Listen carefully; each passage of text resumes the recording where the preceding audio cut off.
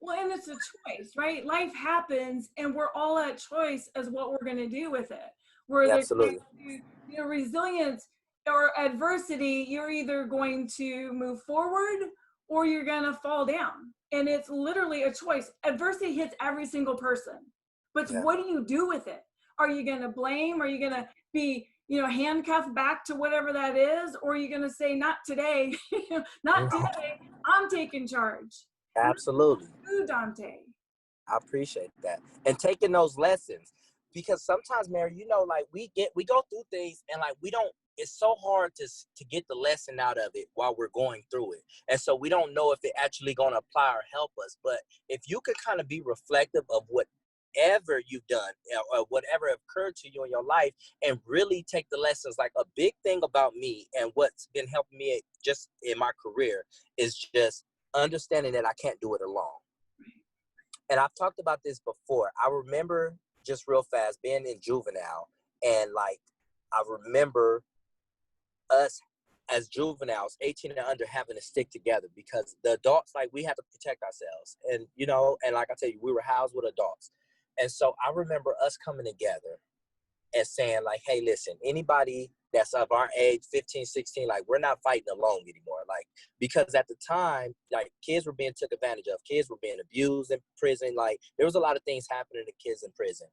And I remember us coming together and, like, banding together to, like, to protect ourselves. And even out here, life kind of reminds me of that, like, older inmate that doesn't care how old you are, how smart you are, your degrees, what you've been through. Like, life will beat you down every single time if you let it. And you have to come together with people to fight it. You can't do it alone, right? You can't fight life alone. And every time you try to, I promise you're going to get beat down, right? And so, like, just learning little lessons like that, like, and building a team around me has been like the biggest asset in my life. But I learned about building a team and building, like, I learned that in prison, right?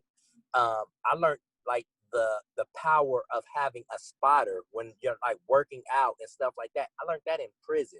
These are, like, lessons, like, key lessons that I've learned in prison that I've been able to, like, apply to my real life that has, like, took me to levels that I thought I would never be. So our adversities are truly our advantage. You know, people ask me all the time, like, why do you work so hard? And why do you, and I make it a synonymous to, like, rock climbing. And I was like, sometimes, you get people that rock climbing, they got, like, the nice harness, right? And they're strapped up. And so they're rock climbing. But they always know that if they slip, they're safe, right? People know they got a home to go to. They have family to go to. They may have a pension. They may have, insurance policy.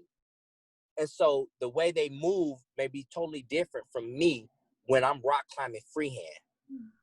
And so now every move has to be strategic and it has to be calculated, because if I slip on this rock and I fall, the consequences are a lot more dire. And so that's been, I think, my biggest advantage is that I don't have the harness. I think I don't have them safety nets. And so it's been able to let me move strategically and a little bit more aggressive in my approach. And so I'm thankful for it. I'm thankful for it. And at this moment, I've been able to be at a point where I understand why did I went through what I went through. I understand it now.